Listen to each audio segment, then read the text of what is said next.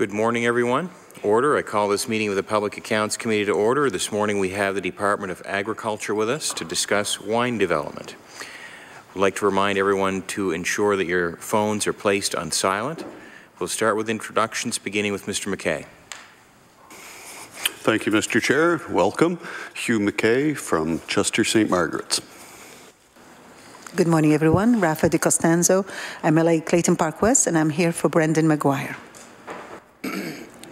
I'm Benjamin Jessam. I represent Hammonds Plains, Lucasville. Good morning, folks. Chuck Porter. I represent Hants West, and I am subbing for Suzanne Lones-Croft, I believe. Morning and welcome. I'm Gordon Wilson. I'm the MLA for Clare Digby. Good morning. Welcome. My name is Tim Houston. I'm the MLA for Pictou East. And hello, I'm Lisa Roberts, the MLA for Halifax Needham. Alan McMaster, MLA for Inverness, and your chair. We have the Auditor General's office with us this morning, Mr. Spicer. Terry Spicer, Deputy Auditor General. And our witnesses. You can begin to introduce yourselves and also provide your opening comments. We'll start on the right with Miss Robichaud? Yes, I'll let you introduce yourself. Loretta Robichaud, Executive Director for Agriculture and Food Operations, Department of Agriculture. Frank Dunn, Deputy Minister. Good morning. I'm Laurie Kittilsen. I'm the Director of Programs and Business Risk Management, Department of Agriculture. Thank you, Mr. Dunn. You can proceed with opening comments. Thank you, Mr. Chair. I'd like to thank the committee for the opportunity to come and speak to you this morning about the wine industry and its potential for growth and development in Nova Scotia. Before I go any further, I would like to just maybe introduce the two members of my team that are with me today. On my left is Loretta Robichaud, who is the Executive Director of Agriculture and Food Operations in the department. Loretta has a Bachelor of Science in Agriculture from the Nova Scotia Agriculture College and a Master's in Public Administration from Dalhousie, and she's worked for nearly 30 years in agriculture and public service fields. On my right, I have Laurie Kittilsen, who is the Director of Programs and Business Risk Management with the Department of Agriculture. Laurie has a Bachelor of Science in Agriculture from the Nova Scotia Agriculture College and holds a certificate in adult education. She's been with the department for 27 years, working in programs and business development. And Mr. Chair, they're here today to help answer questions that committee members may have. Mr. Chair, once again, I want to thank the committee for the invitation. Helping the wine industry in Nova Scotia grow is a priority for the Department of Agriculture. We want to create the conditions through prudent investment that can help the industry take the lead in reaching its full potential. And Mr. Chair, that potential is significant, with the opportunity to create jobs and economic activity for rural communities. And I can say the latest number when it comes to jobs for 2016-17, there are 642 direct people employed in the winery industry in Nova Scotia. Nova Scotia is uniquely positioned to take advantage of growth in the wine industry. Our climate, our soil, the availability of productive agricultural land, and our approach to enabling growth in the sector all offer advantages that can lead to development. That's why in 2014, the Minister established the Nova Scotia Wine Development Board as a forum for industry and government to work together on ways to help it expand. Working with industry is key for us because it ensures we are targeting our work in ways that can be most beneficial for future growth. Mr. Chair, as I mentioned, we want to enable the industry to take the lead in its own growth and development. The story of the wine industry in Nova Scotia is one that is based on the willingness of the industry to take risks that can lead to future successes. And that risk taken by industry is leading to some amazing things. Our wines are garnering a worldwide reputation for quality and excellence that's being recognized through awards and international attention for quality of our vintages. And I can speak further about those accolades as we move through questions today. We now have a Made in Nova Scotia appellation, Tidal Bay, that stands for the very best characteristics in our winemaking, a white wine that is bright, crisp, and aromatic. That is a first for Nova Scotia and shows that our industry has come a long way in a very short period of time. Mr. Chair, we already know there is an appetite for local wines in Nova Scotia. Last year, sales of Nova Scotia wines topped $17 million, or 12% of all wine sales in Nova Scotia. It is a growth category. The export picture shows that there's more room to be done, slightly more than 300,000 in Nova Scotia wines being exported outside of Canada. Mr. Chair, given our growing reputation as a high-quality producer of wine, the potential for export growth to enhance the economic contribution of this industry is one we cannot ignore. The wine industry is also helping to create economic activity in our rural communities. Winery tourism helps to drive visitation to Nova Scotia, and that creates spin-offs for business in our tourism sector. In 2016-17 provincial budget, the government announced support for the industry growth that is important for the vitality of our rural communities. Mr. Chair, with $12 million over 5 years, the Vineyard and Wineries Investment Program targets strategic actions to help this industry grow. 4 primary areas: improve efficiency and expansion of vineyards, innovation through research projects, development of new market opportunities, and quality enhancements.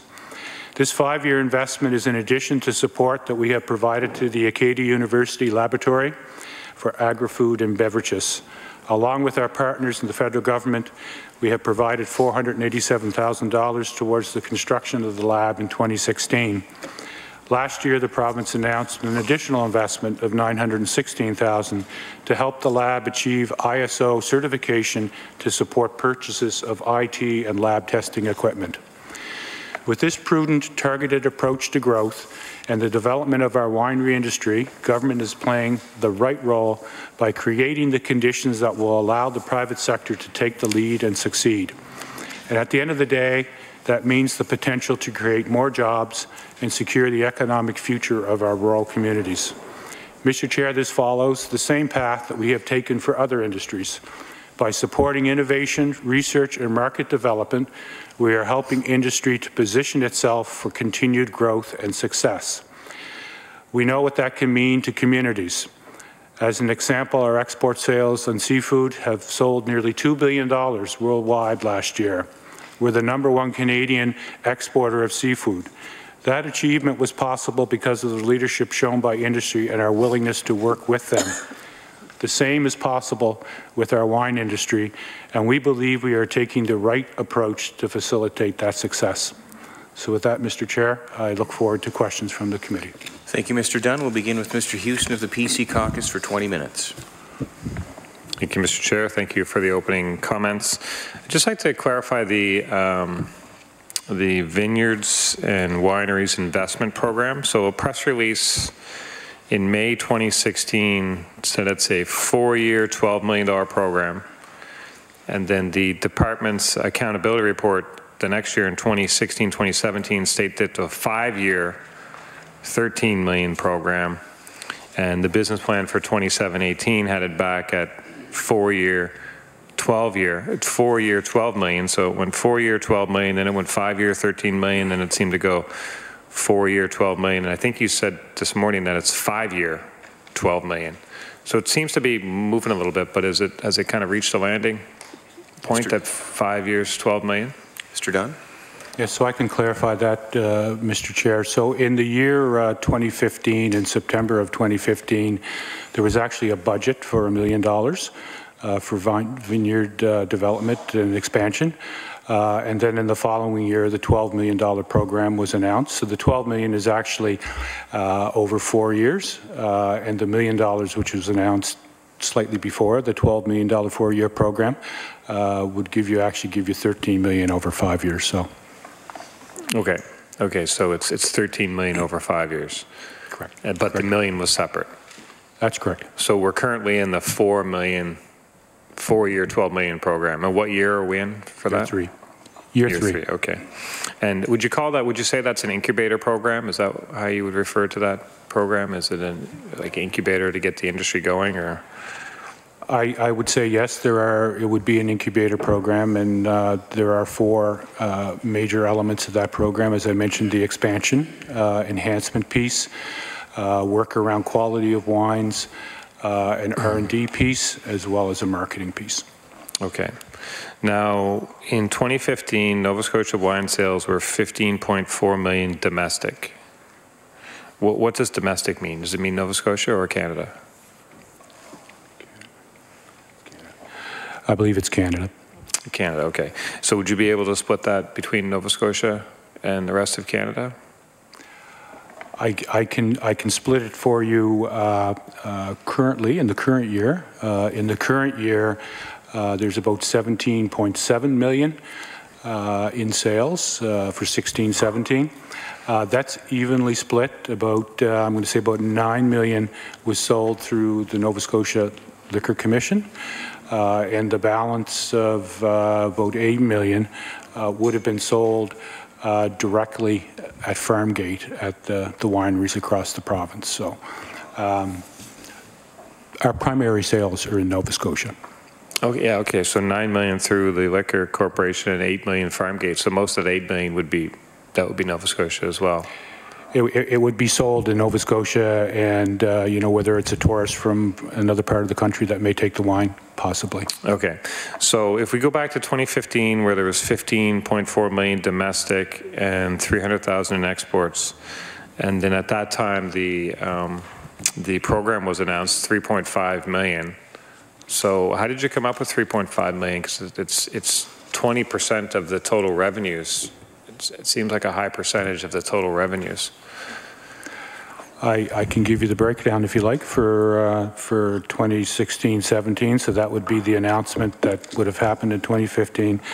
You mentioned the 3.5 million. 2.2 million was allocated to the expansion piece of the program. 400,000 for quality, 150,000 for market, and 750,000 for research. But how did you come up with how much the investment would be? Was it just based on the demand through applications, or was it kind of a set number that you said, let's get out there? No, I would say it's a set number, because if you look at the budget that was tabled last year for 17-18, it was 3.5 million as well. So pretty much evenly split across the 4 years. So the domestic sales did bump up from 15.4 million, and they're up to 17.7. I think you said now that's a couple years later. So the sales are up by 2 million, but the investment in the industry is probably about 7 million at that stage. Is there any relationship between those two numbers? Like the investment program is far exceeding the growth of revenues. Would you have expected that? Yeah, I think to maybe to answer the question when it comes to investment in the industry and the return, it would be helpful for members to know that the growing of grapes, which is a farm commodity, takes a fair amount of lead time, several years before the product is actually used for wine sales. I can tell you that the bulk of the 3.5 million that you referenced in 2015 went to the enhancement side, which is basically growing the number of acres in Nova Scotia that produce grapes. In 2015, it was 640 acres.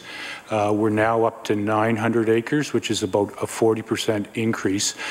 So it does take some time to see I guess if you describe it, the fruits of your labors to get to the sales piece when it comes to winemaking. Okay, thank you for that. Now, in terms of the wine that's sold through the Liquor Corporation, how does that work out with how does the Nova Scotia Liquor Corporation set the price that it will pay to the winery? So I'll speak to it in general terms, Mr. Chair. I am reluctant to get into a whole lot of detail around the setting of price and the Liquor Corp, and I'll explain to committee members well now. There is currently a World Trade Organization court case allegation between Australia and Canada around perceived or alleged subsidies in the industry. There have been several provinces that have been named in that case. Nova Scotia happens to be one. And the consultation around that allegation has just begun in Geneva, March 2nd and 3rd, where Canada was looking to clarify exactly what the allegations that Australia has against Canadian wines. It is a file that is handled by IGA through their trade branch and the trade minister.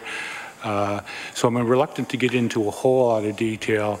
I'm advised that we don't want to compromise our discussions that we have with Australia and the World Trade Organization. Would it be fair to say that the Nova Scotia Liquor Corporation asked the winery what's your retail price, and then just kind of discounts it down for their margin?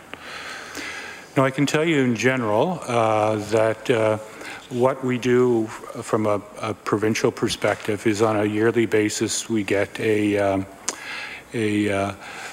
grape tonnage that each winery would both grow and purchase from other grape growers in Nova Scotia.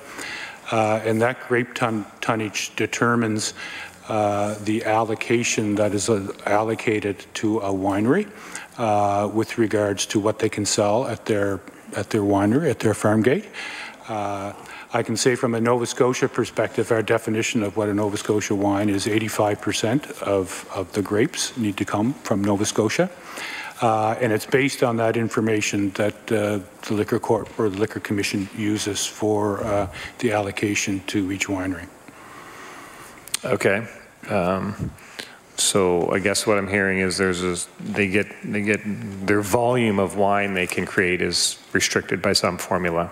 Is that part A? And it would be restricted by the amount of Nova Scotia grown grapes. To be qualified as a Nova Scotia wine, you have to have 85% grape content in Nova Scotia. Yeah, but can I make as much wine as I want if I respect that, and call it Nova Scotia wine if I respect that? You could, but what you sell at the farm gate at the winery would depend upon the amount of grapes that you would have grown yourself or purchased from another grape grower in the preceding year. So do we have? Is it like a supply management of wine? Like is a winery restricted on how much wine it can actually sell? It would be restricted on the amount of wine it can sell at the farm gate, but not in totality. Into where? Not in totality. At the farm gate, okay. So we're talking about farm gate and we're talking about Nova Scotia Liquor Corporation. Correct. Okay, so the farm gate, there's a cap basically on how much wine they can sell at the farm gate. Is the price, do you have any say over the price, or do they just sell whatever they want for at the farm gate? I'd prefer not to get into price, Mr. Chair. I'm just cautious of the advice I got from IGA with regards to the... Okay, I just want to be clear that the question's understood. So if I'm a winery in Nova Scotia and I'm making Nova Scotia wine and I'm using 90% local grown grapes and I'm purchasing grapes from elsewhere to make up the difference, and I'm making my wine, and I decide I want to sell a bottle of wine at the end of my driveway to a tourist who happens to be driving by, and I want to sell it for $10 a bottle. Do I pick the $10, or does somebody tell me how much I can sell it for? It's my winery. I'm looking just a moment, Mr. Chair.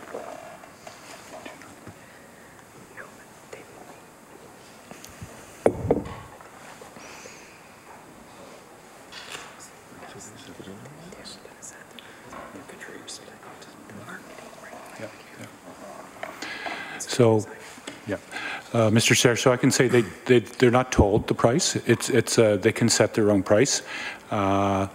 I can tell you it would be market-driven in two ways: the competition within the industry, but also the production of a bottle of wine would need to be taken into consideration when. Okay, that's on that part.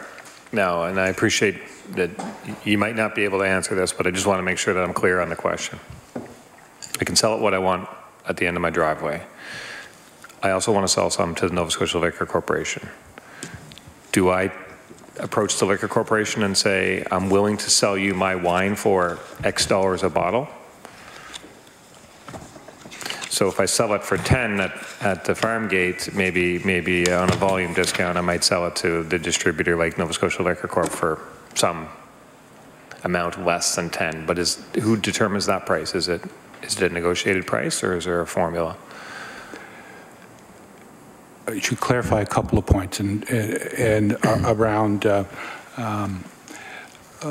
There are certain criteria around in order for a farm winery to actually be able to sell wine in Nova Scotia, and they are in the farm winery regulations. And just very quickly, I can tell the member what they are.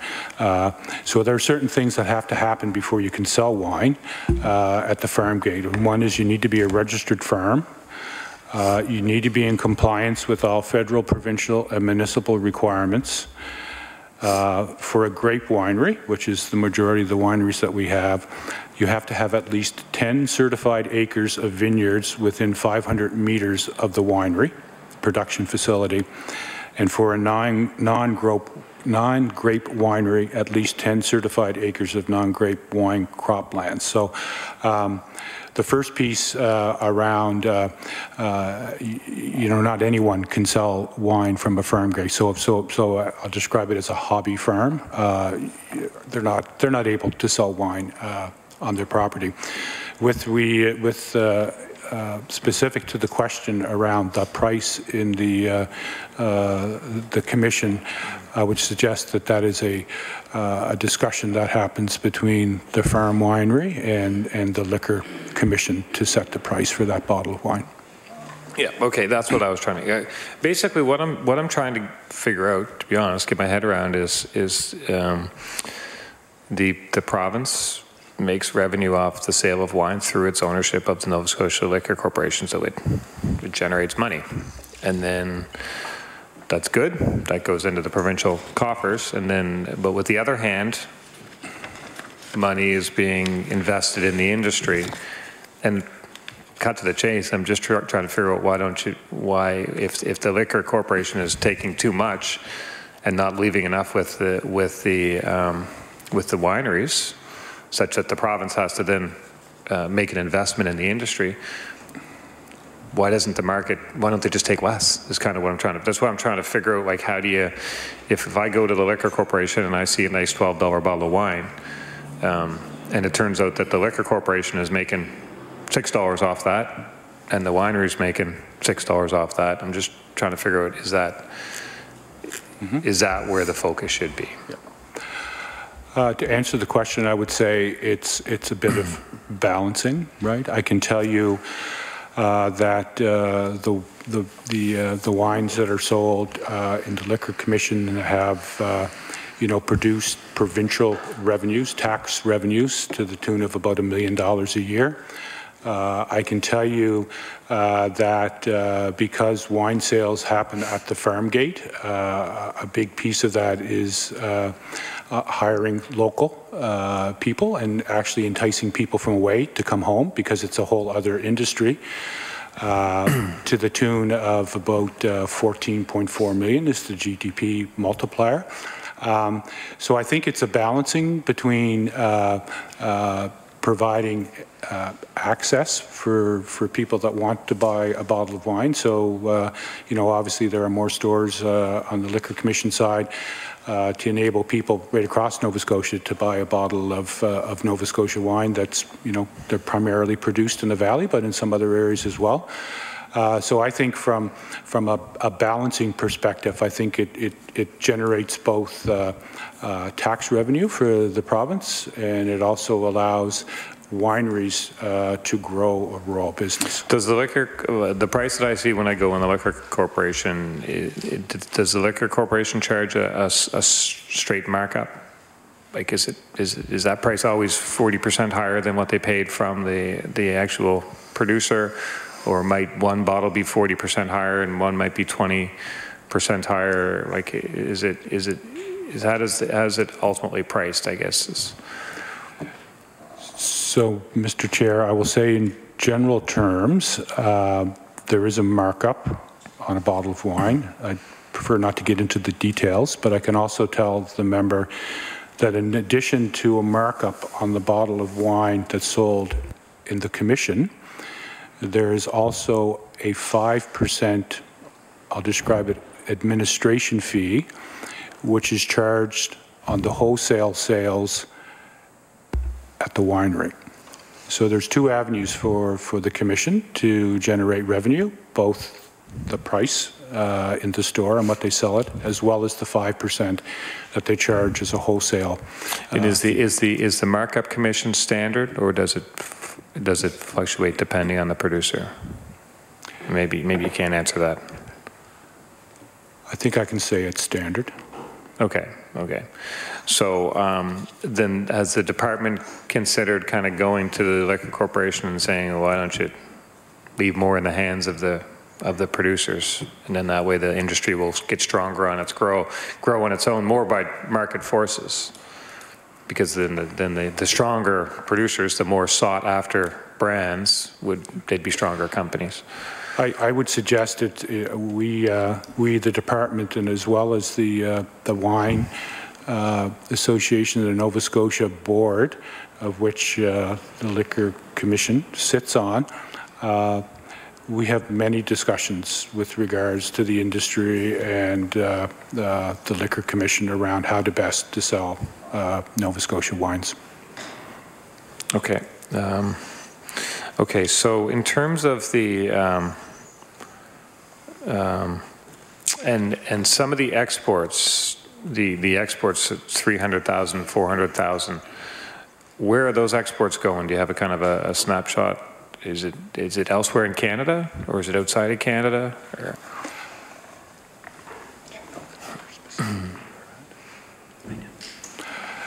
I don't have exact locations. Perhaps maybe the way I can answer the question is I can quickly talk about, markets that we're targeting, and I would suggest those are areas. It's primarily in Europe. I know that we're targeting the Norway market. I know that we're also heavily involved in targeting the Chinese market, and on the Chinese side, trying to also address some issues with blueberries. So, targeting blueberry wines in China. Yeah. Is there any targeting of like the other provinces? I wouldn't describe it as targeting. I think I would describe. I'm sorry, time has expired for that round of questioning. We'll move to the NDP Caucus and Ms. Roberts. Thank you very much. I'm just going to ask a few questions to try to get some context around this $3.5 million investment in the wine industry that will be rolling out each year for 4 years. First of all, is it the continuation of what was the Vineyard Development and Expansion Fund? Yes, I believe that's the name of the program. Yes, okay. That's the 4-year program. Okay, so in the accountability report from 2016 to 2017, the Vineyard Development and Expansion Fund was just under $400,000. So am I right that the following year, the funding for that program, went up approximately 9-fold?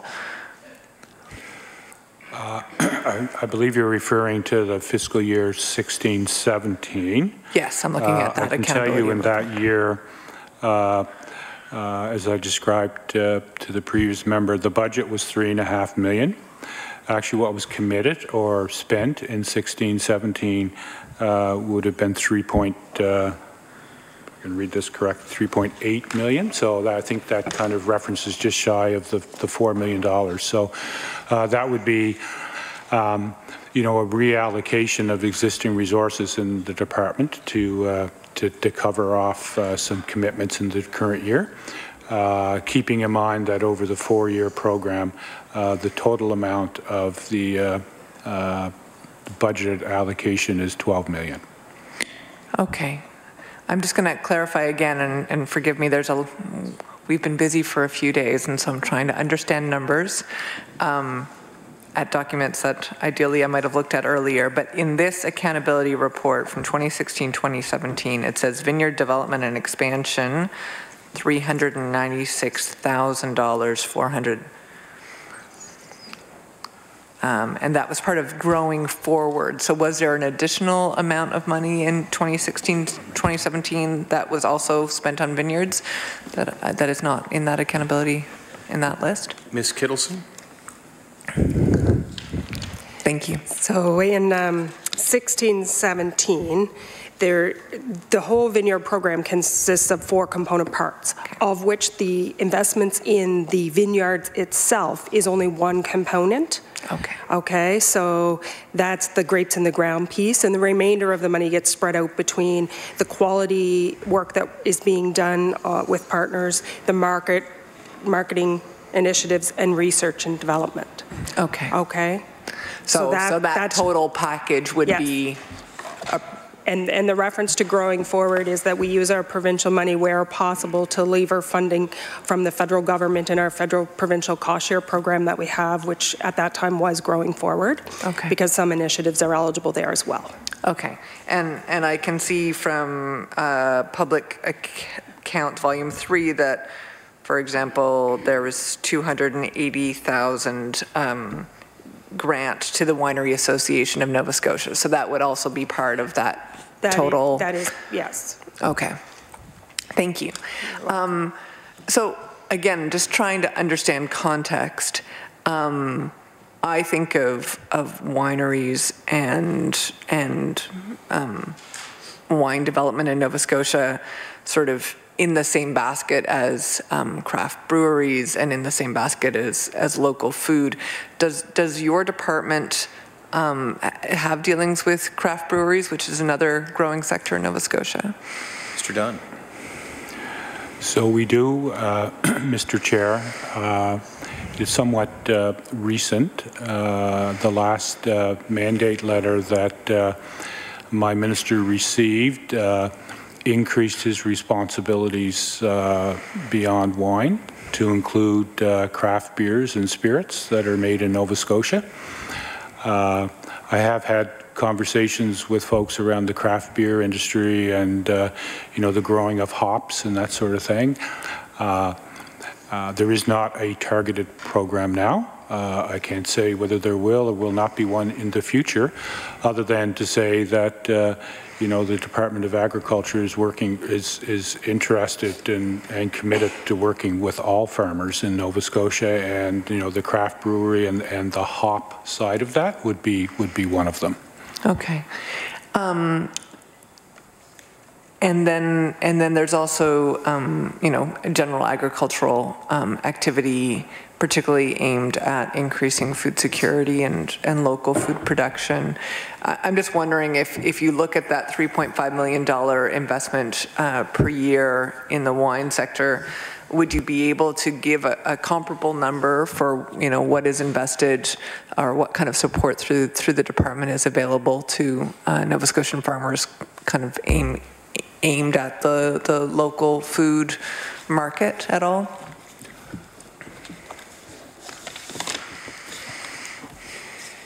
Mr. Chair, perhaps the way I can answer the question, and I can reference the estimates that were tabled last year, and we have a budget of in the fiscal year that we're just ending just over $40 million. Of that, programs and risk management make up almost 21 of that. So about half of our budget is attributed to programs that we have for various commodities. I don't want to get into them and take your time, but we have a number. So I would suggest that, in addition to the dedicated program that we have for the vineyards, half of our budget is attributed to programs to enable the agriculture sector to grow and to address food security and a number of things. And would that $3.5 million sit under that $10 million, or that would be apart from the $10 million? No, it would be part of. It would be part of. So out of a $10 million total investment in agricultural production, about $3.5 million of that is currently, well, yes. Maybe you can clarify what point I'm almost arriving at. I'm not sure if I've got that right. Yeah, that's correct. I think the other important thing to remember for committee members, though, is the agriculture sector and the province also has a program with the federal government. And I believe I've heard Growing Forward 2 mentioned this morning. There is a new program. That program expires in March 31st. There'll be a new program that will commence in April 1st for another 5 years. It is a $37 million program for Nova Scotia, but it's a 60-40 split, so 40% Nova Scotia money will leave her 60% federal money. So there are some other areas for the agriculture sector to access program funding other than strictly what's in the estimates. Okay. And you made reference to the GDP multiplier for investment in the winery sector. What could you? 14.4 million. That 3.5 generates 14. Is that what you were? No. So the 3.5 is a number over 4 years. So that's what we're investing to enable the industry to grow. The actual industry itself, right? So the sales of wine, the wine tourism that's created, the number of jobs that are created, all have an impact on the GDP in the province. And the number that I have for 16-17 was it increased the GDP in the province just shy of $15 million. Okay. But in terms of like a dollar of increased activity in that sector, what the GDP multiplier of that is, do you have a figure for that? I do. And what I would be interested in is the GDP multiplier for, again, just trying to compare these different activities that I see as happening primarily in rural Nova Scotia and having multiplier effects. I'd be interested in the GDP multiplier for the winery sector versus the craft brewery sector versus the local food sector. I don't know if that's possible. Yeah, I can get the member, Mr. Chair, the number. I can tell you that the multiplier we use is the multiplier that StatsCan would have used the last time that they generated numbers across the country, which I think was 2013. So that's the multiplier we use, but I can get the exact number for you. Okay. In terms of who actually gets a grant under this wine development vineyard and wineries investment program, is it strictly is there an adjudication process, or is it like literally you meet the criteria, you get the funding if the pot isn't dry? So there is a criteria. I can briefly outline it for you. The maximum amount on the enhancement or the growing side of the program is $6,550 per acre. And that is for established vineyards, and the activities and items that are eligible to be covered are things like land clearing, drainage, planting, trellises and stakes and that sort of thing. I can tell you that there is a site assessment that's required to ensure the suitability of grape production. we need to ensure that the money that's going out is actually on a farm that's suitable to grow grapes. So that's another one of the criteria. And the eligibility is also limited to commercial growers. So you need to have a minimum of 5 acres of grapes that are growing or plan to achieve 5 acres over the life of the program, so over the life of the 4 years. So that's some of the criteria that's required. So there is a set of criteria that an individual or a winery or company need to be able to address before they're eligible. Right. Early on in your remarks, you referred to 642 jobs currently in Nova Scotia. Can you tell us anything about I don't know if those are 642 full-time equivalents. Are they seasonal jobs? Are they full-time jobs? And can you tell us anything about the wage levels of those jobs? So I think it would be fair to say that it's a mixture. So the 642 would be direct jobs. So, there's also indirect jobs that spin off from that. They would be both permanent and seasonal. They are predominantly rural jobs, which is really important in Nova Scotia to grow the rural side. I can tell you, having conversations with people that work in the wineries, there are a lot of young people that have moved away and have decided to come home because there's an opportunity to work close to where they grew up in an industry that they love, but also not only young people. There are older people that have moved away perhaps decades ago to seek their future on their way in Western Canada, when a lot of folks did, want to come home. And so the 642 would be direct jobs, and it would be a combination of young, old, rural. And you can't tell us anything about the wage levels? Like, are these minimum, like what portion of those would be minimum wage jobs, for example? I couldn't give you a portion for sure. I would suggest that it's probably a combination of perhaps minimum wage, but they are good paying jobs. There would be many jobs that would be above minimum wage. But I can get that information, Mr. Chair, for the member. I would be interested. Thank you. As the province encourages the planting of more grapes, and certainly as you point out, we know that there's a long time lag from grapes being planted to increase production.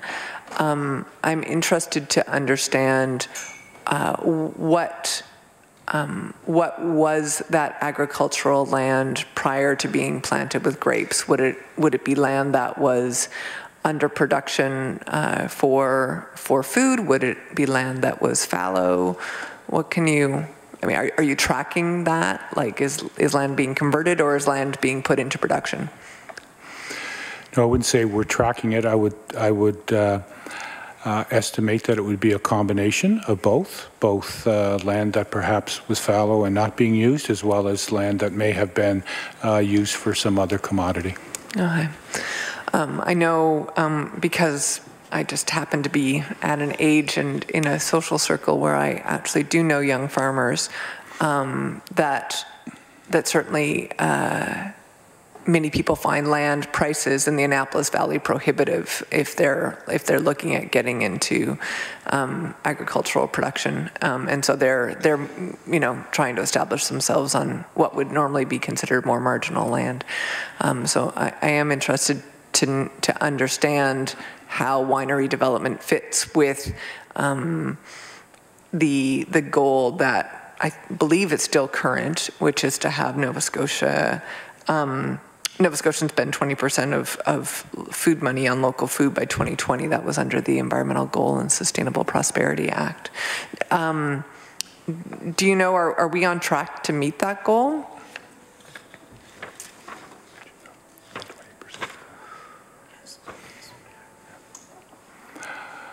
Mr. Chair, I'm told we are.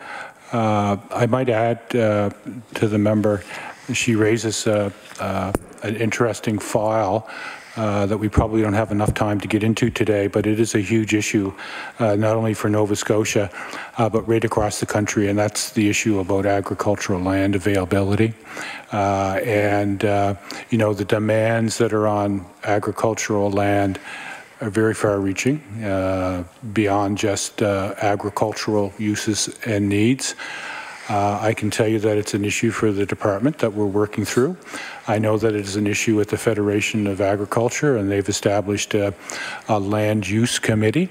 I know it is an issue with UNSM and with the local towns and communities around Nova Scotia. So it is an issue that is not only in Nova Scotia. It's an issue that the rest of the country is grappling with as well. But to answer your question, I'm told that we are on target to meet the 20%. In 2 years ago, accountability report, there was a report on, or there was a tracking of the number of small farms in Nova Scotia producing local food. And it seems like that number is flat. In the most recent number I have here is 2,736 farms. Or no, I'm sorry, that's the target to increase the number of farms by 2020 to 2,736. Are we on track to increase our number of small farms, or from the most recent accounting, it looked like we were kind of flat? So I don't have the numbers right at hand. I can get them. I can say to the member in general that the issue of the number of small farms, whether it's in Nova Scotia or in Canada, is an issue. Generally, the trend is the number of small farms are reducing, and farms are becoming larger. You know, some of it is just economics. Others is other issues around succession planning, and you know, farms that have been in families for generations are not being passed down to further generations because the next cohort of young people are not always interested in farming. So it is an issue that both the department acknowledges and the Federation acknowledges, and we have several programs to try to encourage young people to stay or get back into farming. Thank you. I understand that my time is... You still have a little time left? Well, in that case, I said my next question is a big answer. Is going to have hopefully a long answer, so I think I'll wait. Thank you. Okay, we'll move to the Liberal Caucus and Mr. Gordon Wilson. I could have helped her out and continued on with that questioning line if you wanted to, but maybe the next time. Welcome and thank you, Mr. Dunn. And certainly it sounds like this is an interesting topic for Nova Scotia, an exciting one to say the least. And it is, I guess the way that it's been explained in some cases, it's a fledgling industry, which is interesting, a fledgling industry that's sort of been around, but is really just starting to grow exponentially. I'm curious about what your thoughts are on the future. What's the potential that this province has to grow this industry? Is there any ideas around that or any thought that's been put forward by the department projections? So excuse me, I believe there's huge potential to grow the industry. I think Nova Scotia wine and the Nova Scotia wine industry is in a very unique position for a number of reasons. Both our climate, our soils, and the ability of government to enable the industry to grow, I think, is there. I can tell you that there are barriers. We're not naive enough not to think there are barriers. I mean, we're entering an industry that in some countries has been around since the 1600s or before. But we produce a high-quality wine in Nova Scotia, a wine that is recognized around the world, globally, not just in Nova Scotia, not just in Canada, but globally around the world. I can tell you that Nova Scotia wines, in the very short period of time, have achieved over 200 international and national awards. And just recently, Benjamin Bridge had one of their wines listed on Mr. Ramsey's wine list in one of his UK restaurants. So very difficult to get onto it. You know, I did a bit of history on the wine industry, and members may know that you know, the first winery in Nova Scotia was really back around the 1970s when Roger Dial started Grand Pré Wines, and you know, now we're at a stage where we have 16 wineries in the province, and another 4 that are growing their grapes but not yet producing.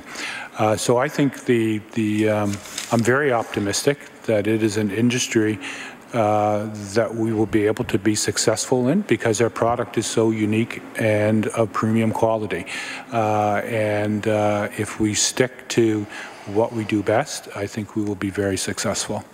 Yeah, I will touch just briefly on the barriers, but you opened the door for me to have an opportunity to mention the fact 2011 there was a festival held in Bear River, and it was called Fall for Bear River, and they were actually celebrating the 400th year of wine, the wine industry in Bear River, that when the French actually brought vines to Bear River, and there's a fellow there by the name of Chris Hawes at Bear River Winery that's been doing a fair amount of research to try to validate that. It's part of a discussion, obviously, that is very exciting for us if it is true, but I just wanted to mention that fact that the growing of grapes and wine has been in my constituency for a long time. What do you mentioned barriers, so what specifically do you see as barriers?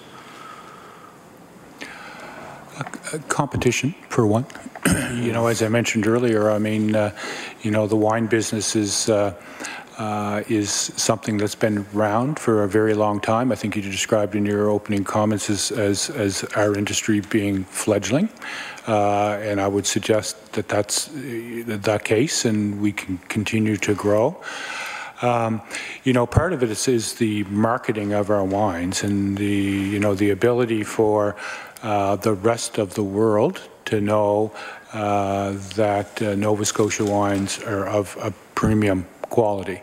And you know, if you look at the wine development, the vineyard expansion and development program, it's designed to ensure that wineries succeed in the global market and both domestically.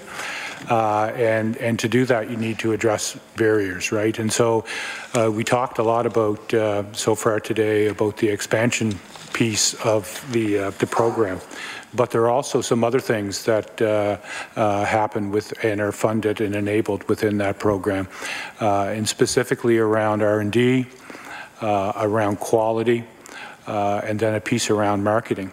You mentioned the grapes grown down in Digby in the 1600s. One of the things that we want to ensure as we enable and help this industry move forward, that the right grapes in Nova Scotia are grown as well. And so there is a lot of research and development that goes on to ensure that the right types of grapes are being grown in Nova Scotia to be able to utilize our climate and our soils to the best use possible. One thing that I will say is that consistent with how we try to deal with many commodity groups is at the end of the day, this is about the industry leading the growth, and we see our role as in enabling and facilitating them to get to where they need to be. So I think I've answered your question that, you know, the barriers that need to be addressed are really, you know, make sure we have the best quality, and make sure that we have leading edge research and development so that we know that we're growing the right type of grapes, and then just the marketing piece of being able to ensure that the rest of the world knows what great wine we make in Nova Scotia. Thank you. I have a couple more quick questions, and I'm going to turn my questioning over to my colleague. You had touched actually also on two other interesting, a number of initiatives that are going on in the industry around all of these different things, R&D and quality and production.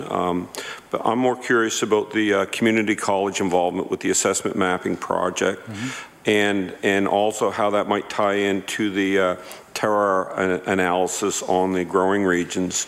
Can you give me a bit of an idea of where you're at with that and how that's going to impact the future of this industry?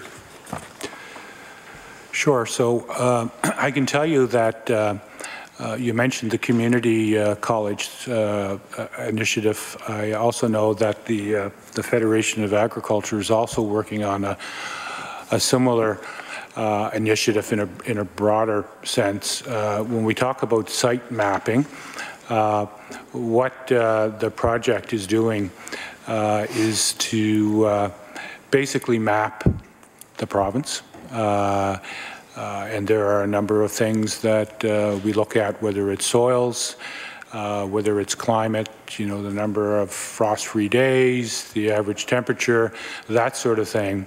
So the idea about the site mapping is, at the end of the day, it is a tool for those that may wish to get involved in the industry, or for those that are currently involved in the industry and may wish to expand, to have a more informed information around, you know, potential sites where you may wish to grow grapes and make wine in Nova Scotia. So how will the industry be able to access that information? So it is all of these research and development projects that are happening happen under the umbrella of a research and development committee, which is a subcommittee of the Wine Association of Nova Scotia. So there are actually members of both wineries and grape growers on the committee.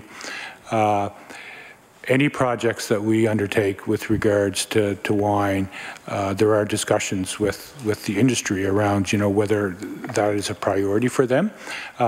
So they will gain access to that information just through the committee and the results of the site mapping for the community college.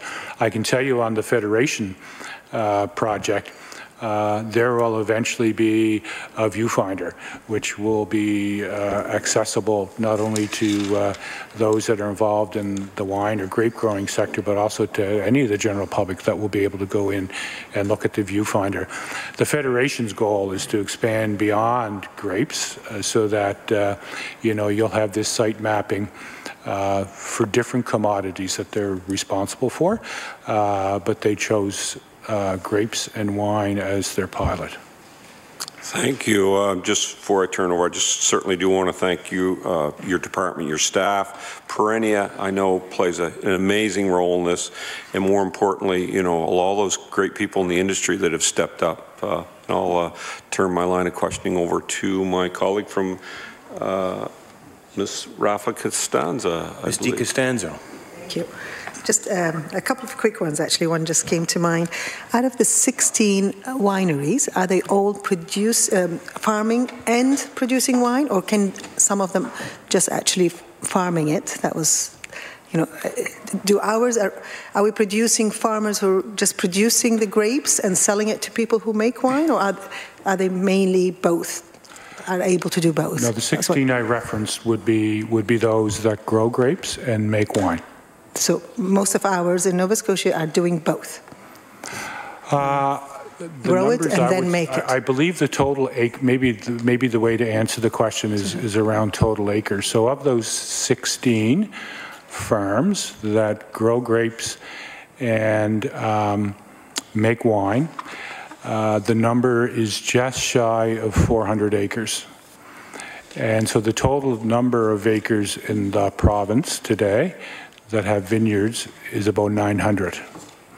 So it's about half and half, right? I would say there are many individuals that just grow grapes and sell the grapes to one of the 16 wineries to make wine. So it's a combination of both, and the grape growers have an association, and the grape growers are also represented on both the or many of the committees that we have with the Wine Association. So there's a very close symbiotic relationship between the wineries that make the wine and the grape growers that grow the grapes.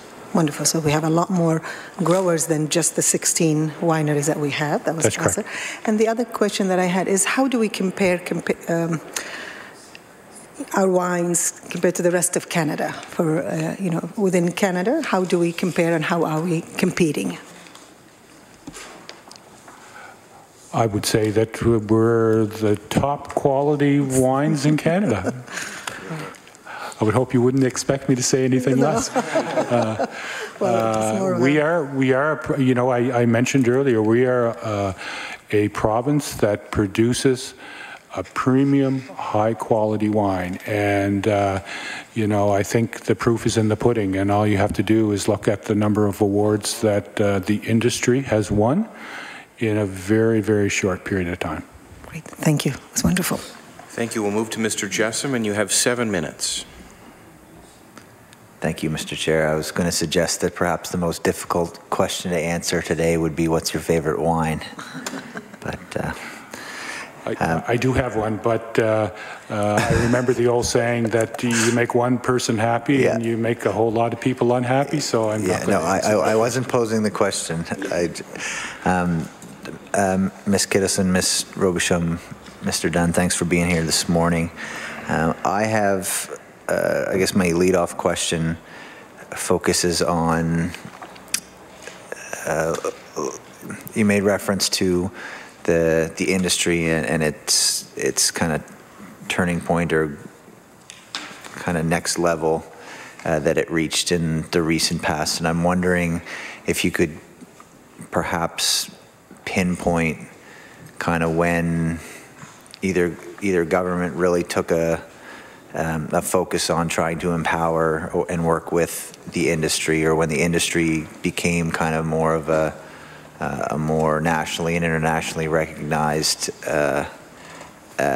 industry, and kind of what was there an indicator or a specific rationale for why it kind of went from 0 to 100? Through you, Mr. Chair. Mr. Dunn? Mr. Chair, through you, you know, I think it's, we shouldn't underestimate the industry here, and, you know, the development of the wine, the vineyard expansion program, I think was at a point in time when government, after discussions with the Wine Association, the wineries and the grape growers in Nova Scotia, realized the potential for the industry. And many of the accolades that I refer to have happened in just the last short period of time. And I attribute to that to a couple of things. I think, you know, much of it needs to be attributed to the industry and to our winemakers in Nova Scotia, who are a dedicated group of farmers. They are individuals that realize that there is some risk in the industry that they are involved in. but they are very professional and extremely good at what they do. And my belief is the program that was announced 4 years ago, before I sit in the deputy's chair, helps to enable the industry. But I can't stress enough that if we did not have an industry that was top-notch, and both from a management perspective and from employees that actually make the wine. We haven't talked about tourism much today, but the wine sector has just exploded the tourism end of things. We don't talk about it a lot. I can give you an example that if we didn't have this wine cluster that we have, some of these tourism activities would never happen. I think of the Magic Bus, and I think we've all heard of that. That is a bus that, picks up individuals in the Atlantic provinces now. I can tell you that the numbers I saw last year, over 7,300 people took that bus to visit wineries in Nova Scotia, predominantly down in the valley. The numbers I've seen, it's increased the tourism sector by about 1.4 million. So although we talked a lot about wine sales and wine making today, there is a whole other spin-off that generates economic activity, predominantly in rural communities in Nova Scotia, which is very, very important for the Department of Agriculture. Thank you, Mr. Dunn. My next question would be around, I guess I have no problem pumping our tires, but you referenced accolades. Perhaps you can give you an opportunity to expand on some of the accolades and the awards that Nova Scotian winemakers can be proud of through you, Mr. Chair. Thank you, Mr. Chair. So I do have a number of things that I can talk about here. I'm just referring to my notes because there's so many. I just want to refresh my memory. I talked about Gordon Ramsay earlier. I think we all know that he is a British celebrity chef, and he is actually now listed Benjamin Bridge wine in one of his restaurants in the UK. That is a huge feat for both the company and for the wine industry in Nova Scotia in general. I can tell you that in 2017, Nova Scotia hosted the first National Wine Awards down in the Valley for the very first time. And I've mentioned that we have won over 200 awards. Some of these awards that we've won, Taste of Nova Scotia Award in 2017 for Producer of the Year, which went to Benjamin Bridge. At 2017 National Wine Awards, we won the gold medal for a Grand Prix wine, a Riesling.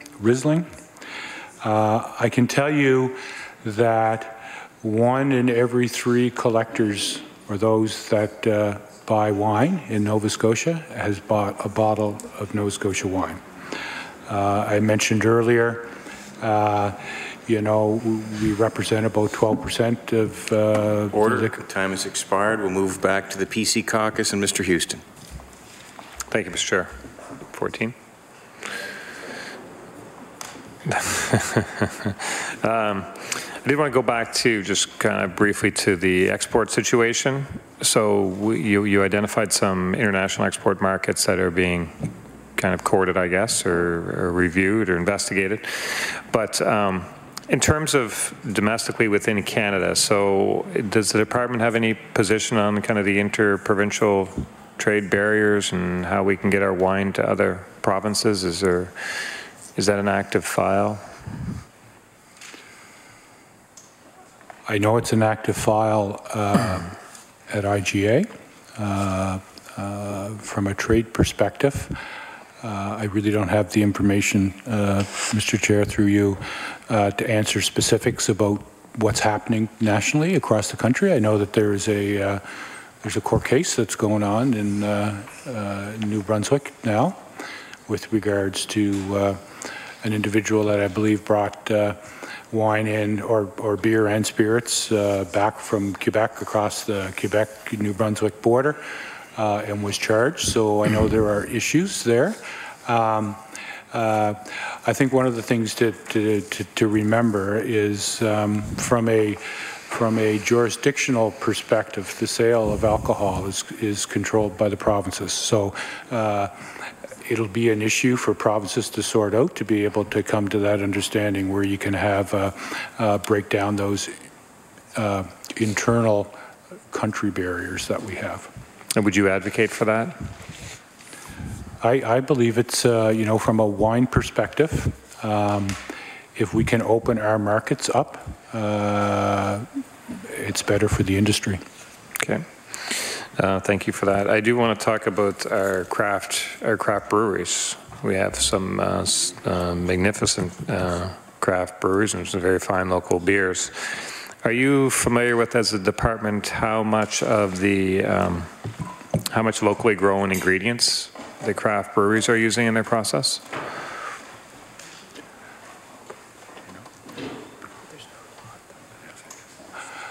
Mr. Chair, through you, I can't give the member an exact number.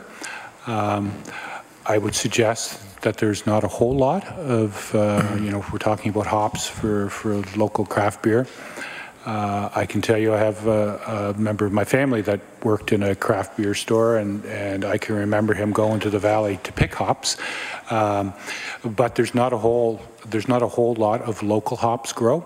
If I might, I can give an example where I think it may be prevalent more across the country than just Nova Scotia. I was recently in Toronto and visited a very famous craft beer outfit in Ontario, Steam Whistle, and many people may know, I've heard of them. And on the tour, I asked the question, where do you get your hops? Because I assumed incorrectly that, in Ontario, you would be growing your own hops. But the answer was the hops came from Germany. So that's one piece. I might point out, though, that one of the things that we're looking at from an innovation perspective is what other ingredients can we put into craft beers which would make them more uniquely Nova Scotian, right? So blueberries comes to mind. I recently heard that a local craft brewery is making lobster flavored craft beer. So, but to answer your question, I would suggest that there is some, but not a whole lot of local hops grown. Is that an opportunity for the department to just support that industry as well, similar to the wine industry? I would suggest it is an opportunity. As I mentioned earlier, the minister now has craft breweries as part of his mandate, with distilleries as well. I would suggest that the department, within the fiscal resources that we have, try to support all farm commodities, and hops would be one. Mm-hmm. Do you have a wish list as a department as to where you'd like to kind of start to focus on which crops you'd like to help out a little bit more? I don't have a wish list, no. But to your colleagues? I think I would answer the question much the same as I did before. I know our department is always open to discussing issues with commodity groups right across Nova Scotia. We talk to the Federation of Agriculture, which represents those commodity groups. If they're, and I say if because I'm not sure, if there's an association that represents hop growers or craft beer operators, we'd be more than happy to sit down and discuss their issues with them. Do you hear much as a department kind of flack from supporting the wine industry, but maybe not the other industries? I have not. I looked to my colleagues. I have not heard that. Okay, and the wine program is in the second year of 5, I guess. We're finishing well, the second year of 4, I guess you would call it. If you want to count, the 2015 $1 million over 5, so we would be finishing up year 3, right? So there'd be 2 more years of the program after the end of this fiscal year. Are there some producers that would kind of grow their way out of eligibility for the program? So in other words, if it's an incubator program and you're helping producers get to a certain stage, do they kind of grow out and then you kind of focus on new opportunities again, new producers? Or I guess people would always be concerned that the biggest, most successful companies always seem to get the lion's share of the funding. I guess that's kind of a concern that's a famous concern across all governments, probably in every jurisdiction in the world and stuff, but that's what people worry about. Yeah. I mentioned previously the criteria around the program. I won't repeat them, other than to say that there is a criteria that you need to have at least 5 acres. As far as I'm aware, there's no upper limit on acres that would allow you to have access to the program. But this program is for commercial growers. It is not for, as I described them, hobby farmers. This is for commercial growers because the province's #1 mandate is to grow the economy. And with the finite resources that we have, we believe that our money is best spent for those individuals that are commercial growers and that can make a difference from an economic perspective in Nova Scotia. Thank you. Are you processing applications for this year right now? Ms. Kittilsen. We process applications as they come in. So if there was something coming in for the 18-19 year now, we would be looking at that and going through the process with them. So as of yet, we have not had to close the program and deny anyone an application based on funding. If someone has been denied, it would be based on eligibility to the program. Okay, so as of even in the past couple of years, yes, it's never reached capacity. No, it's been running continuously. Okay, how close have you came to cutting off funding? Yeah, if it's 3.5 million for the year that's ending, how much would you have kind of distributed?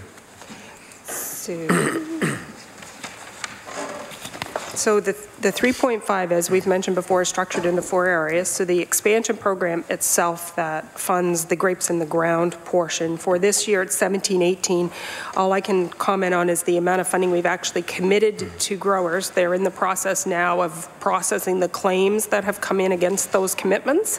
So we had commitments at about just over 1.2 million of a forecasted 1.9. We allowed a 1.9 potential commitment in that area.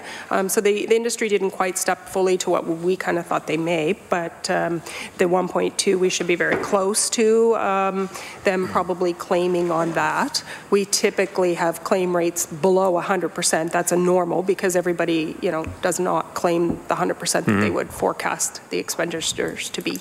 So there is some excess capacity. Yep, so far, and we have a forecast of 1.5 for 18-19 for the grapes in the ground portion of that program.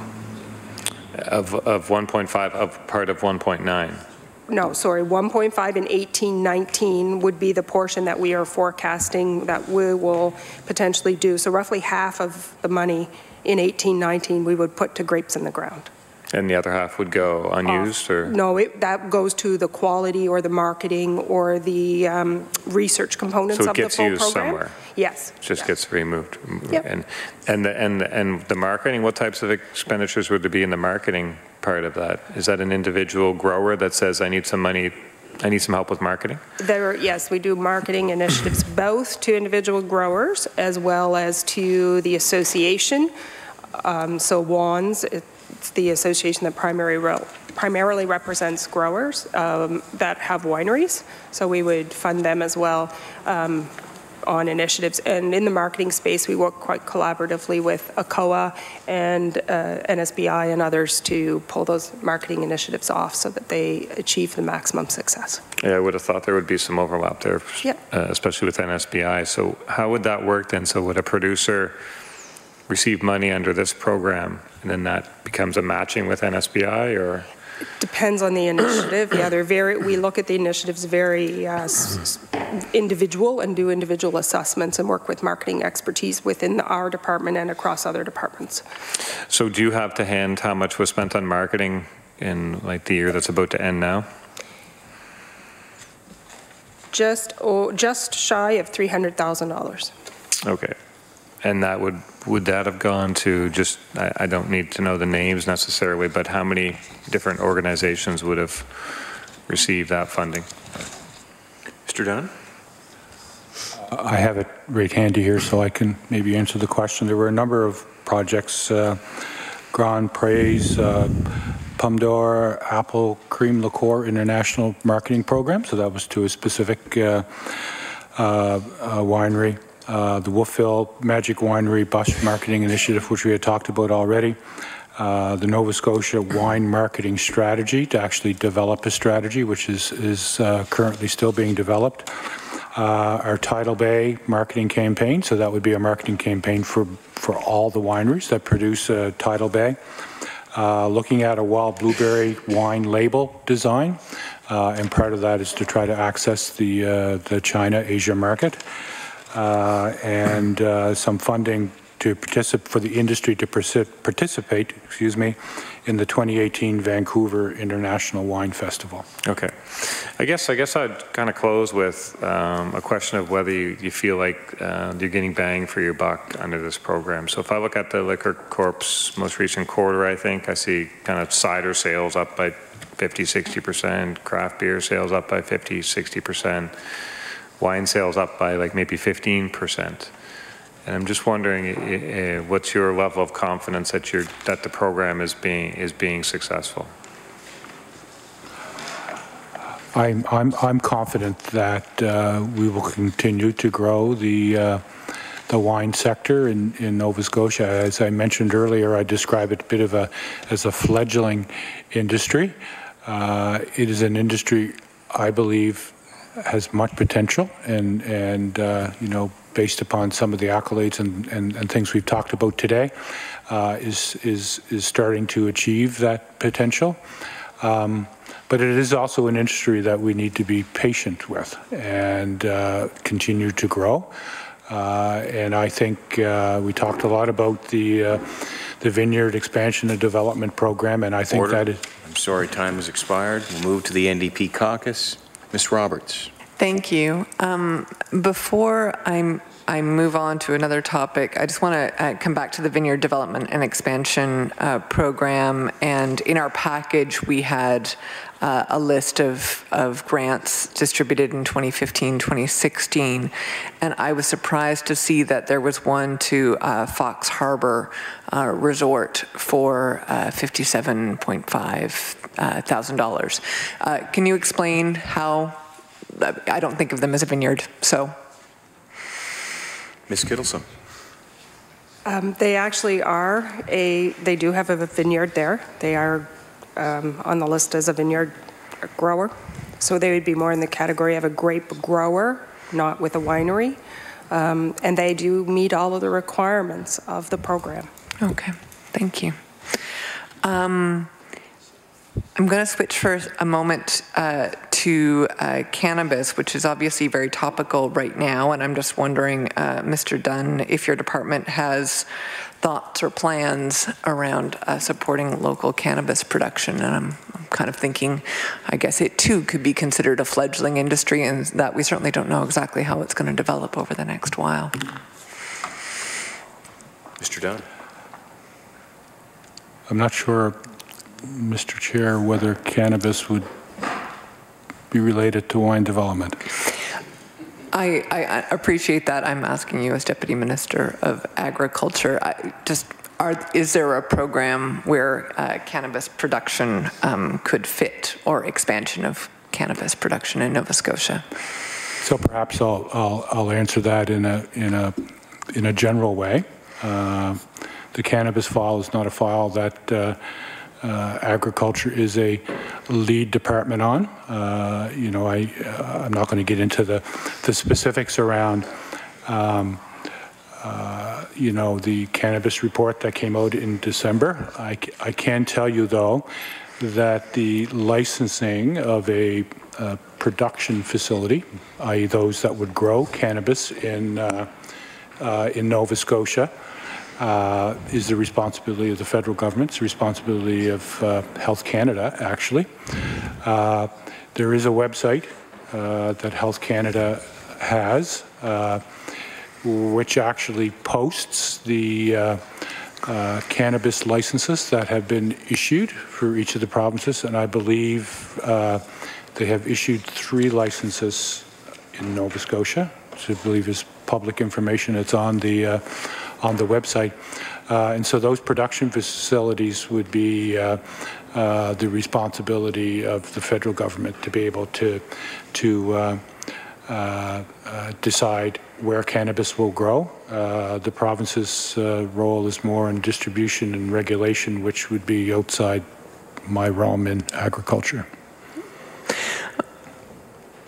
Okay. We have heard concerns from breweries and winemakers that the government's plan to use NSLC facilities to sell cannabis may reduce shelf space that is currently allocated to local product. Have you been have you been hearing those same concerns, or do you have anything to shed light on that?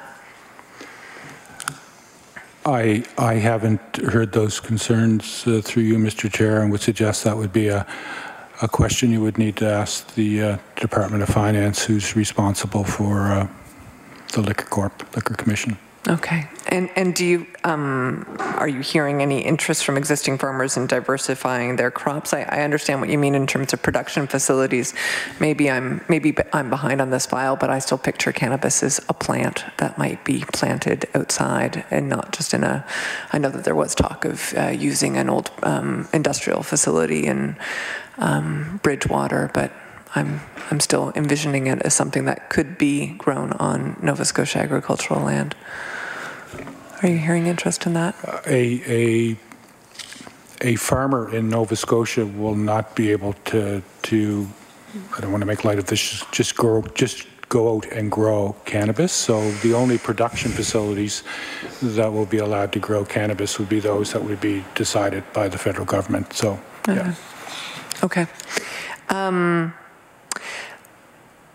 I understand that climate change is in fact making it possible to grow more types of grapes here in Nova Scotia because of the warmer conditions, but of course at the same time we're expecting more extreme weather events, which also make producing what we have grown to date perhaps more challenging. Are there, on balance, as we look forward, do we see climate change being more positive or more negative for specifically grape growing in Nova Scotia? Based upon some recent climate change projections that I have seen for Nova Scotia in general, particularly around frost-free days in Nova Scotia, I would suggest that climate change from a growing potential when it comes to grapes will be positive. The number of frost-free days actually increases, I think, by 10 days or so by 2035, based upon the models that I have seen. I can tell you that, what types of grapes that we grow today depends on a number of factors, climate change being taken into consideration. We haven't talked a whole lot about the viticulturist that Perennia has hired, and this individual is a very well-educated professional when it comes to the wine industry, and he is engaged with all the wineries to determine what the best type of grapes are to grow. I can tell you, if you look at the expansion program that we've talked a lot about today, the 3 top grapes that are being put into the ground today are l'Arcadia Blanc, Chardonnays, and the third escapes me, Rieslings, I believe. So, that is there's a lot of science and research that goes behind the types of grapes that winemakers are putting into the ground today. And that's because, we want to expand our marketing efforts, our global reach, and ensure that we continue to produce a premium, high-quality product. Related only perhaps to climate change, we've also been hearing concerns about the Chignecto Isthmus and vulnerability there in terms of climate change and dikes. Is your department involved in long-term planning for reinforcing and rebuilding or making dikes higher so that we can avoid the worst impacts of climate change? Yeah, Mr. Chair, through you, yes, the department is involved. We have a branch within the department that is responsible for dike maintenance, and I describe it as enhancements or improvements. So both improving the structural integrity of existing dikes and also increasing the height. I believe the dollar amount in our budget this year is somewhere around $2 million. But we also lever a lot of that money with federal disaster programs, specifically on the Isthmus. We are involved in that file. It's an interesting file because there are multiple players involved. The federal government is involved. I know that our Department of Infrastructure, Transportation and Infrastructure Renewal is involved. The provincial government in New Brunswick is also involved. So it's been in the news a fair bit the last little while. It is a priority. It's a priority for all of the players that I've just mentioned. Yeah. As your department is, obviously coming at it from an agricultural and also, I hope, food security perspective, would you agree with the assessment that I have heard that if the Trans-Canada and the railway track were disrupted at the Isthmus of Chignecto, we would be able to we would be, less than a week before we would see food shortages in Nova Scotia? Is that the sort of analysis that you're engaged in at a department level? I haven't heard that number. In fact, I can't give you a specific number other than to say it is a well-traveled highway. Mm-hmm. And if that roadway was to be out of commission for a period of time, it obviously would have an effect on food transportation in and out of Nova Scotia. Okay.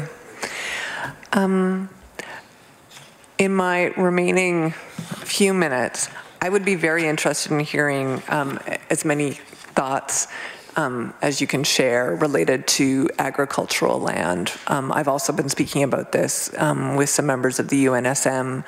The particular concerns that I'm hearing are related to perhaps some perverse incentives or lack thereof related to how agricultural land is taxed, that there is no incentive to actually keep agricultural land in production because it's taxed as agricultural land regardless of whether it is leased or actively used, and therefore it's easy for someone to end up sitting on land which could be in demand for local food production, but there's no incentive at all to lease it. Please share your thoughts on the situation that we're in with agricultural land. Sure. So as I mentioned earlier, the situation with regards to agricultural land in Nova Scotia in some ways is no different than other parts of the country. I can tell you that it is on the department's radar, if you want to call it that. I know that the Federation of Agriculture also realizes that it is an issue. They have a land trust committee that is looking at those issues, and I'll talk a little bit about the issues in a minute. And we also have staff working on what the issues are and possible solutions. When we talk about agriculture land availability in Nova Scotia, it's important for a number of reasons. As one, you've mentioned food security before, so obviously the more agricultural land that's available for farming, we can create rural jobs, improve the economic conditions, that sort of thing. But there are lots of pressures on agricultural land in Nova Scotia. One of the issues that we are dealing with UNSM, who has actually had several presentations from government entities the last little while around the land issue, is there needs to be better planning at a municipal level with regards to land use.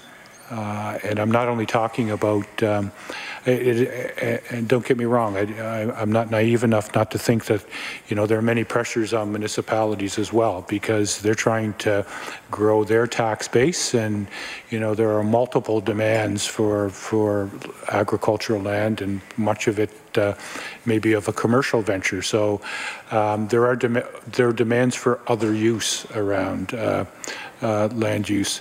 It's not only land that falls out of the ability. Sorry, time has expired. We'll move back to the Liberal Caucus. And Mr. McKay. Thank you, Mr. Chair. How much time? You have until 10:50, 14 minutes. 10:50, thank you. Thank you for all the good information you're sharing with us today, and certainly this topic is certainly one of good news for Nova Scotia, and I'm glad to see that the department is so actively pursuing this on behalf of the grape growers and the wine producers.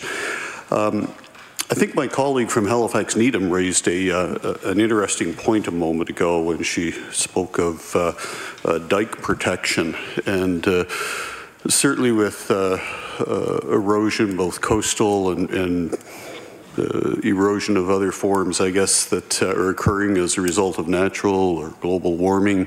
We're all concerned very much about that and protection of our agricultural lands.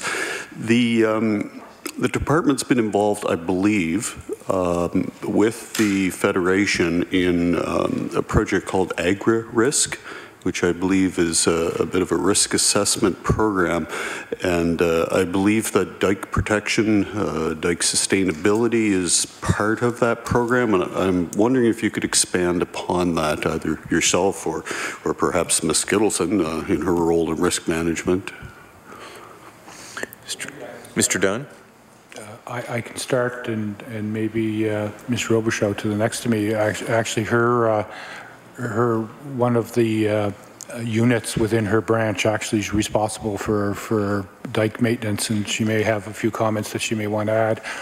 On the Agri-Risk project, as I mentioned earlier, this is a project that the Federation is involved with a number of stakeholders. It includes the community college, it includes the Genova group, and there are a number of attributes that they are developing, which they'll be able to, I'll describe it as layering over the province of Nova Scotia. And I talked about a lot of them today. One I did not talk about, though, is the impact on sea level rise as a result of climate change. And they are working on that as well. And I'm under the understanding, it's a viewfinder type of application so that anyone that has access to the internet can go in and describe it as playing around with what they can and can't do. But I am told that when they are finished, you will be able to see on a map the area of the province that over time, because of climate change, will be impacted. It'll also, from the department's perspective, be able to tell us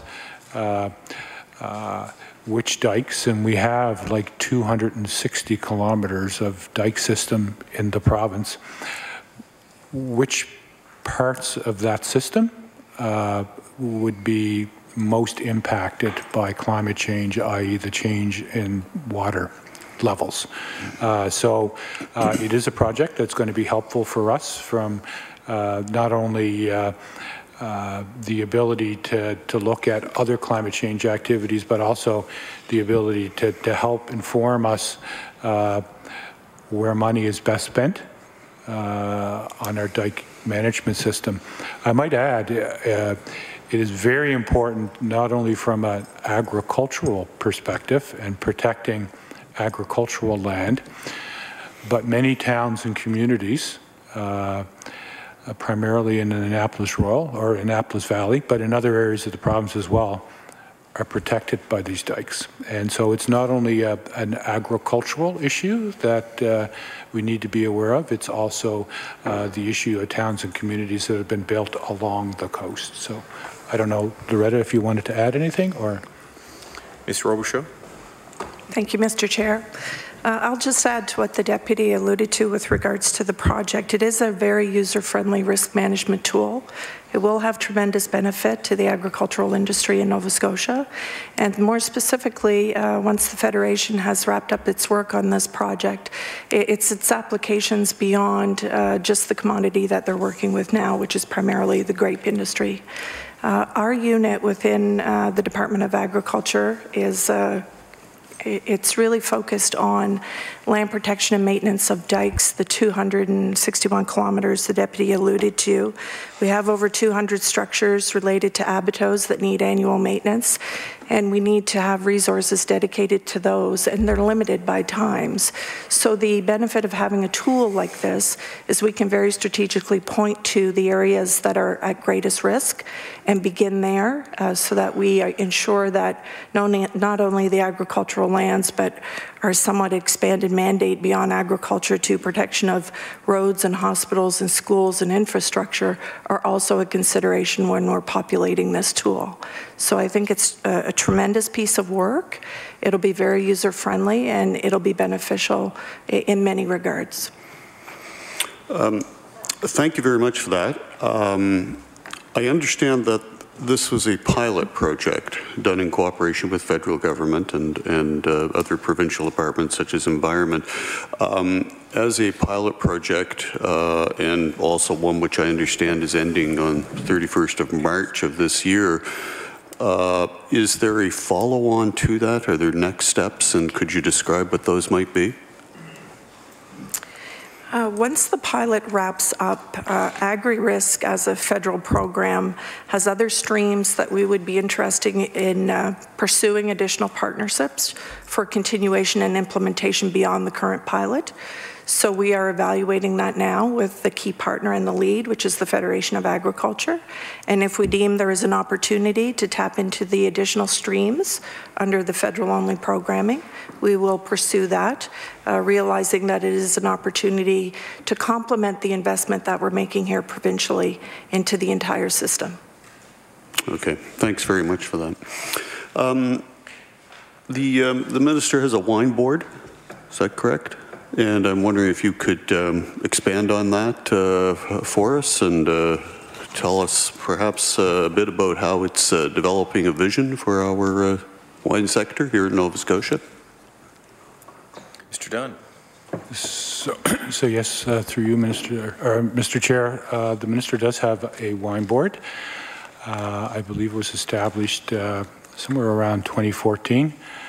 It is a board that has, and I can list the representation here, but I won't get into it other than to say there are numerous industry members, both small vineyard owners to larger winery growers. There are also departmental staff. This board is a mechanism that the minister uses to engage the industry. And I had mentioned earlier, I see the department as an enabler in helping this industry to grow, but we don't do it without consulting with the industry, because at the end of the day, it's the industry that will need to drive this. The minister meets with them on a very regular basis, I will say at least once a month. And there are several subcommittees from that wine board as well. There is a committee on quality. There's a committee on research. And if you notice the tie-in, that many of the subcommittees tie into the components of the expansion program. And so we have active engagement with the industry. It is a process that my minister follows on all commodities. He engages with the industry, and the department engages with the industry on a regular basis. Because our belief is we need to talk to the industry in order to make sure their priorities are what we are addressing. Okay. Thank you. I'm always curious as to what I or my colleagues as individual MLAs can do to assist some of these good news stories. My constituency is certainly a very beautiful one, but I don't think it's known as much for agriculture as it is for sailing and other sorts of things down in Chester St. Margaret's.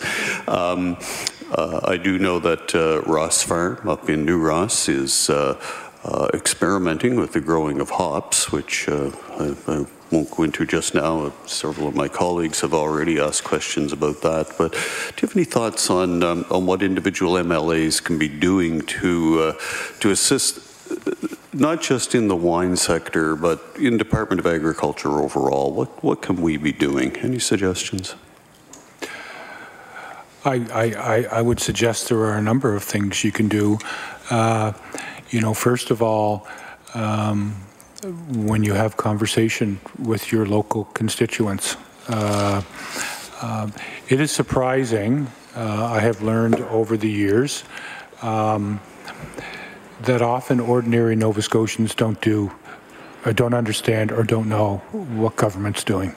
I'm often joked by my family members that I live in somewhat of a bubble when it comes to, you know, what we do. And so I would say I would encourage all MLAs to understand what government and what the Department of Agriculture does for the citizens of Nova Scotia. So when you get the opportunity to be able to talk to your local constituents and let them know. I'll give you an example. Recently, the federal government's deputy minister, there was a shuffle, and the new deputy was from Ontario, is now the deputy at the federal level. And I had an opportunity to meet him about a year or so ago, and we meet on a regular basis, but you know, he's from Ontario, so he was bragging about the Niagara region.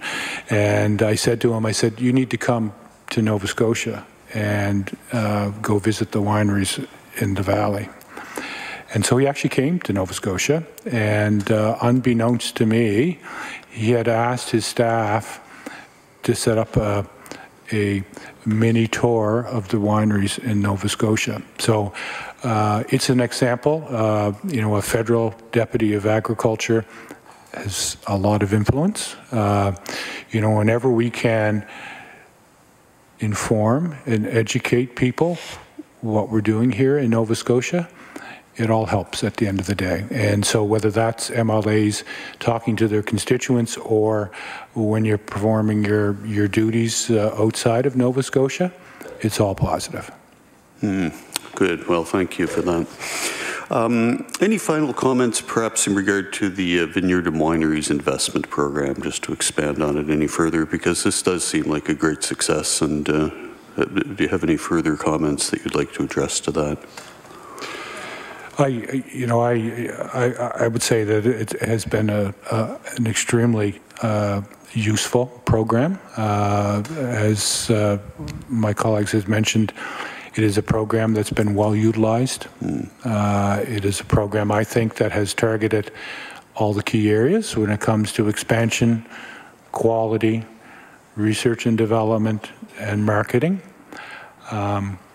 We need to realize that winemaking and grape growing in Nova Scotia is a firm commodity, but it does take some time to be able to see the results of your investment.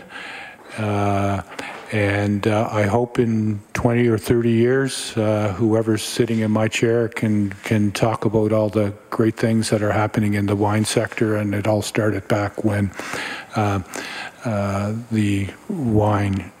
the vineyard expansion program took place. So I think it's been very successful. Order. And time has expired on a very successful note. Mr. Dunn, you have an opportunity to provide some closing comments.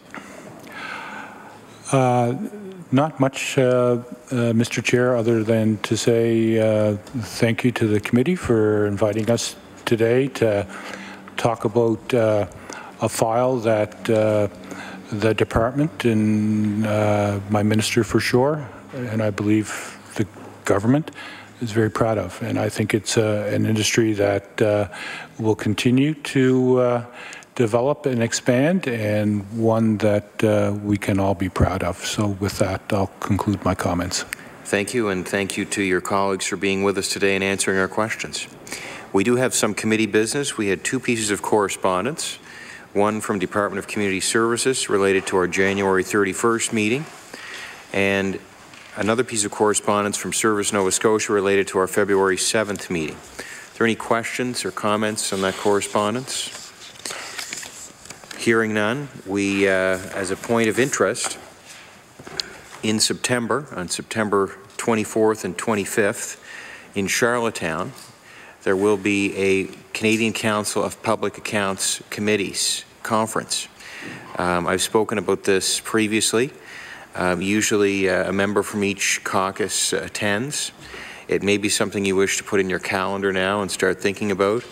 The conference you may find helpful because it talks about, you'll get to see what other practices are in other jurisdictions, and you can speak with people in other committees around the country, see what they do and share questions and ideas. So I just bring that as a point of interest for you. We have a briefing coming up with the Auditor General on March 28th. On that day, the Department of Environment will be our witness, and we'll be discussing the November 1st, 2017 report of the Auditor General, which has recommendations for the Department of Environment. So we are scheduled to have a briefing that morning at 8:30, and just wanted to make everybody aware of that. I don't know if there are any questions about that. Mr. Gordon Wilson. I'm assuming that briefing's going to be here. Yes. Yes, it'll be here just before the meeting. Is that in camera? Yes. So I don't know, we could have a longer briefing if you prefer, but it's entirely up to the committee. I just wanted to discuss it here if anybody had any thoughts. Ms. Roberts. Especially given the pace at which we're working right now in the legislature, I'm quite open to having a briefing where the Auditor General recaps some of the conclusions of the Auditor General's report on which we are to question the Department of Environment. My personal preference would be that that half-hour briefing not be in camera. I don't see, you know, I appreciate that he's helping us to step up our game, but I don't see any reason to have that in camera myself.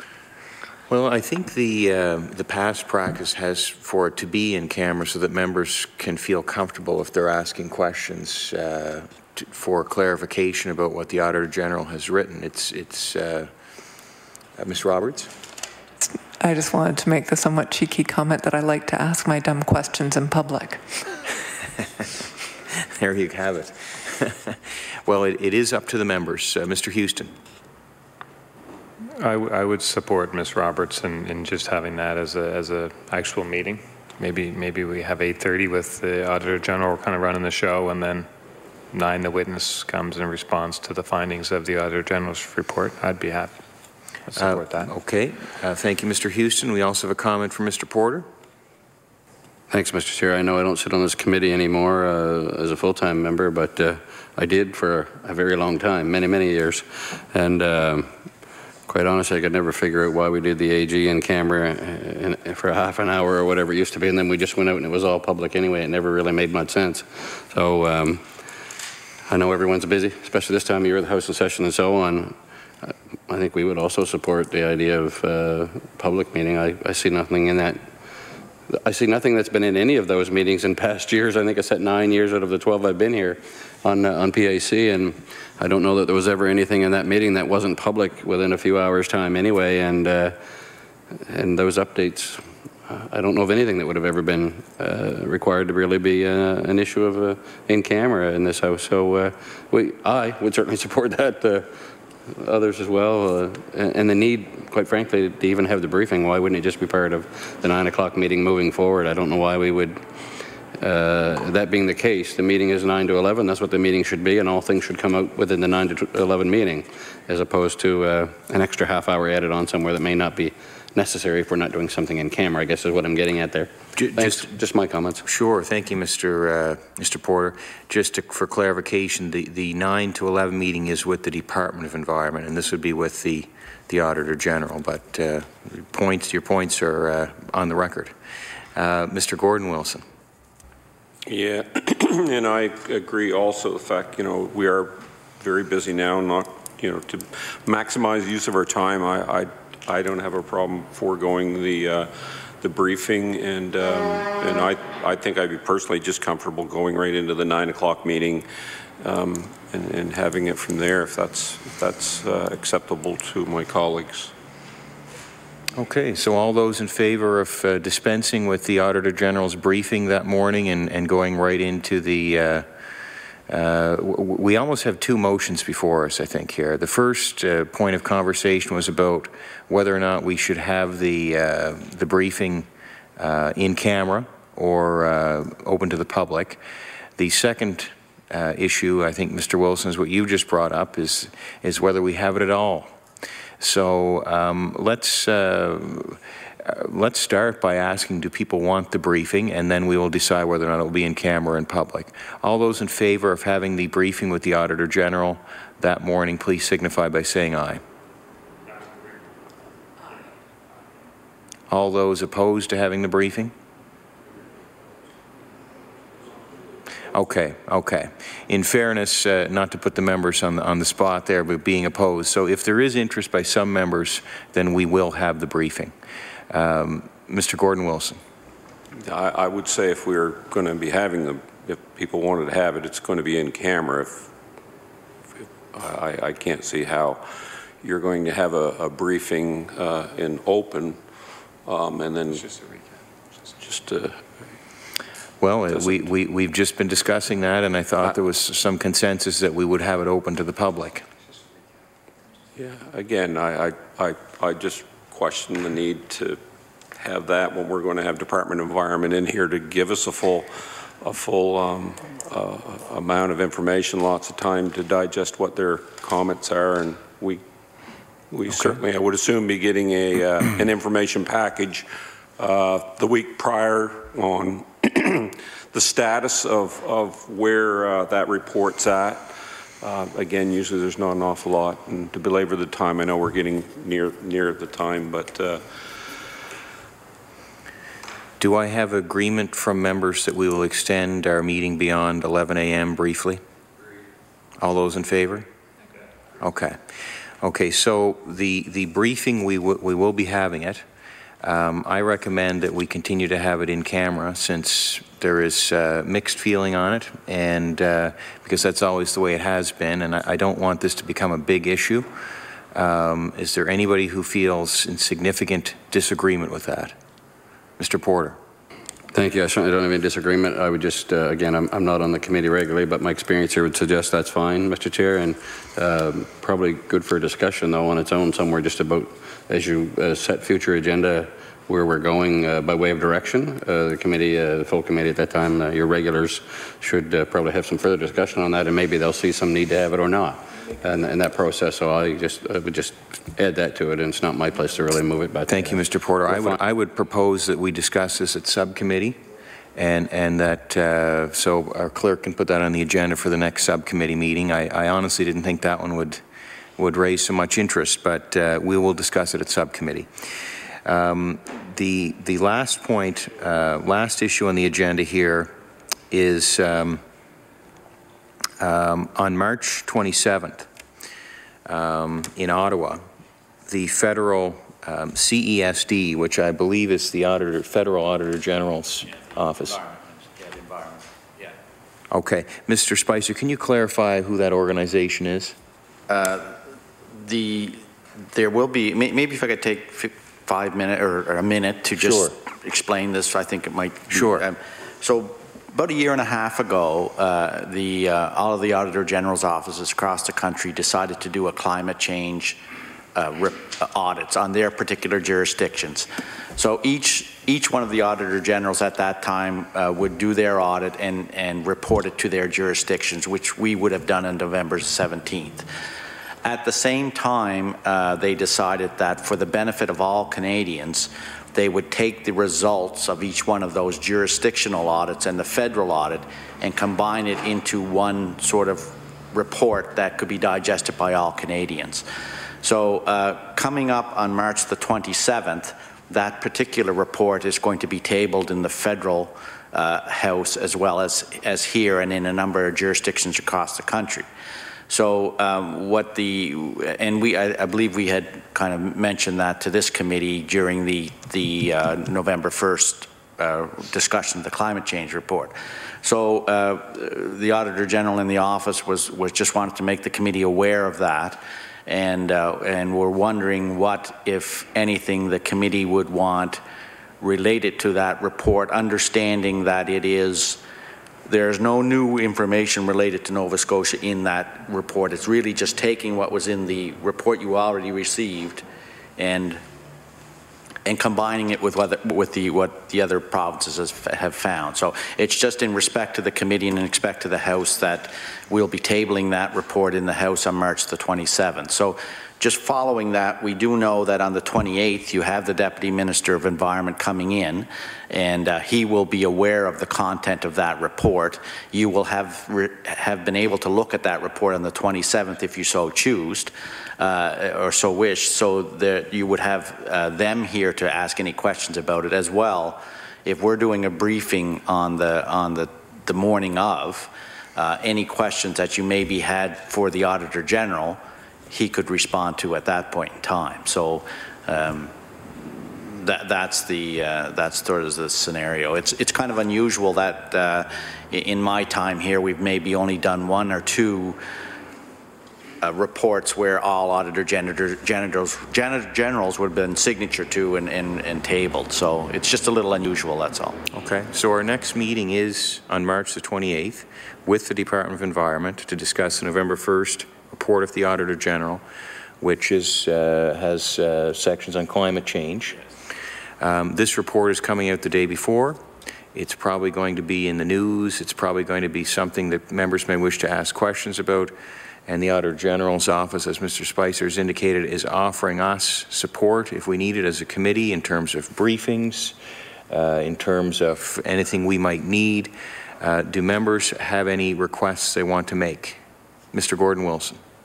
So did I understand you just say that there's no new information that's going to be in this report in regards to Nova Scotia? That's correct. So my question would be, what will we be briefed on? well, I think it's more of an open-ended question from the Auditor General's office. If you feel you need support with anything, they're making the offer. When the report becomes available and is tabled in the legislature on the 27th, is it also available online? Or is it available on, how early would it be available online? Mr. Spicer? I'll have to get back to you on the specifics of when it'll be available. Usually, I would guess it would be fairly early on the 27th, but I'm not sure what the federal process is for tabling in their house. But I could get back to the committee exactly when that would be available. And as I said, we will be, the Auditor General will be available on the 28th, and if you had specific questions, we could make ourselves available later on the 27th after it's a public document. Thank you, Mr. Spicer. Everyone satisfied? Any further business to come before the committee? Hearing none, this meeting is adjourned.